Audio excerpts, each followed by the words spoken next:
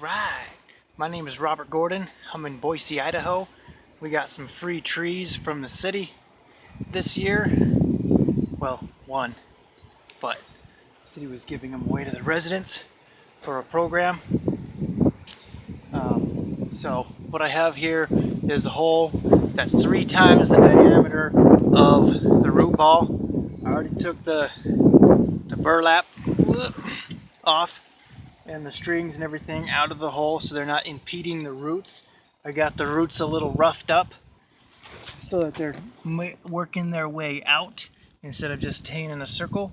I even got the edges of the pit all scarred up so it's not just a flat smooth surface keeping the roots contained inside a small hole, but they're able to kind of get in there and get a hold and penetrate into the native soil later on in its life. And then I'm also going to add biochar back to my dirt as I put it back in the hole. There's my pile of dirt. I'm going to take the rocks out as I go. I got a small pile of rocks there. I can just use those in my landscaping. And we'll kind of go from there. My plan is to just kind of do a layer of dirt, tamp it down, throw some biochar on there, and then continue until I run out of dirt or I fill the hole up. I'm not going to tamp it down real heavily, but just enough so it doesn't settle too much, and I'll just kind of go from there. Thanks for watching. Alright, so I got my biochar. It's all in just big chunks how it came out of my fireplace. I'm not real concerned with it because it'll work. It should be kind of smaller pieces because the microbes can live in the dust that's flying off in my face here. Yeah, there's just no point to work too hard at it. So I'll just put this in here. It's all kind of experimental anyway. I want to just be able to show, hey look, I planted this tree, how it works in comparison to the other trees that maybe get reported on and or information sent back. Oh look, I have a pile of trees back there because I'm an arborist and a BioEnergy nut, and all of that is going to become all of this. So yeah, here goes something worth my while.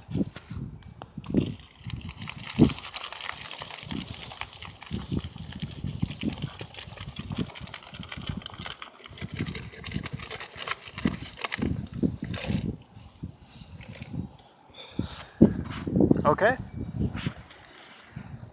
now I'll just fill this in with so much dirt. Hey Jim, out of there. And then continue on with the process because that's as technical as I feel like getting with it today.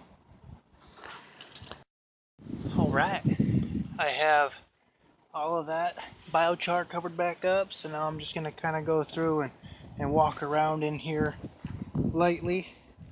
I'm not really like stomping, just walking, just steps, not stomps.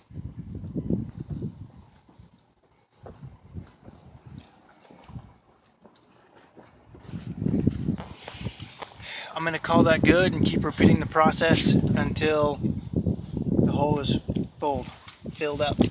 So I'm just a very short distance in. So hopefully I get 10 to 20% biochar in there, and we'll see how it works over the years. Just to go over some things while I'm doing this, the biochar isn't inoculated with anything. I haven't peed on it or got compost in it. All I did was get it in my dog's lungs there. It's totally dry, so it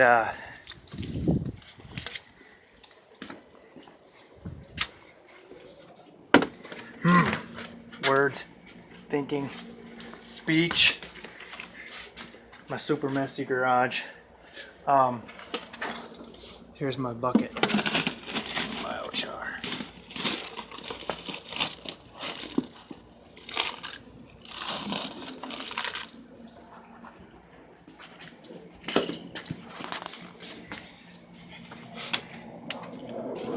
This operation isn't super efficient unto itself, but I'm just building, so I'm not worried about it. Move. Okay. The biochar or the amendment might be good for it, but it might not be good for it because the roots might try to stay in this area because it's so nutrient rich and they won't expand into the rest of the soil around it, and that will be bad for it because then they would just start circling around in here and get all tangled up and eventually choke off the life to the tree basically, which is an issue called girdling. I'm not too worried about it though because life is good and I might as well do something as opposed to nothing. So I'm giving this as good of a chance as I can, even though it's got possibilities for failure. This is the last time I'm gonna spread biochar down. I did do it like 6 or 7 times. I forgot to keep track. This here is mostly a color pear tree.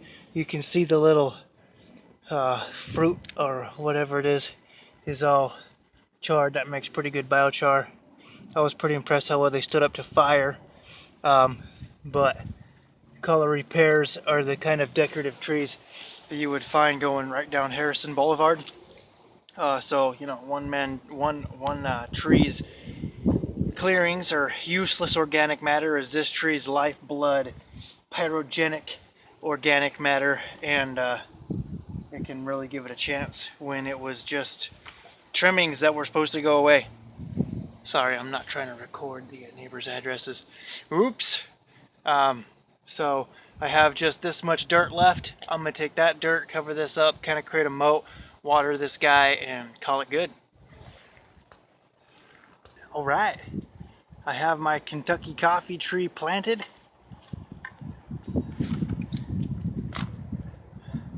I'm all finished.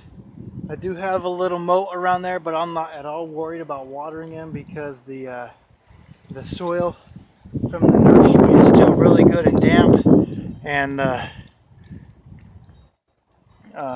we've had a lot of rain lately, so the soil that's on the top is pretty saturated, and winter's coming on pretty quick, so just not crazy worried about it. I might water him in a little bit, but honestly got a time crunch and I gotta leave, so I might water him tomorrow or the next day. It's all good.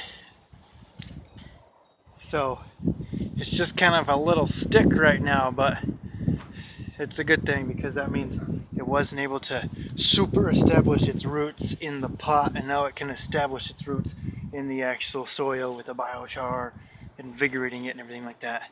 And then so it's kind of a maybe with the biochar because you're supposed to inoculate it, so it being dry in there, it might be a couple years before it's actually going to prove anything for the tree, and that way it'll give it some time to establish its roots in the soil before all the biochar starts keeping it in this one little location here, and it's able to go out into the rest of the yard. Not that going out into the yard's that good for it, but we'll get it established and then it won't matter too much. So this is the first time I planted a tree. Thanks for joining me. All right, it's the next day. It's actually 2 days later, and it's looking like it didn't have any rain, so just giving this a water, kind of soaking the entire thing and filling up the moat, trying to just get what do you call it, the soil soaked without getting it saturated. So, voila!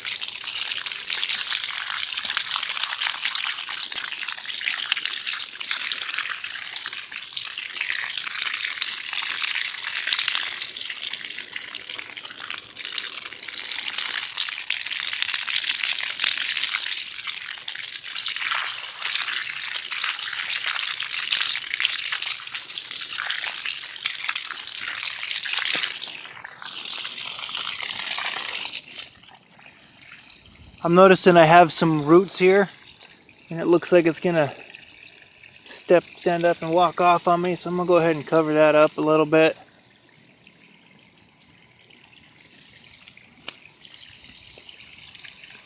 Hopefully I'm not doing any damage there.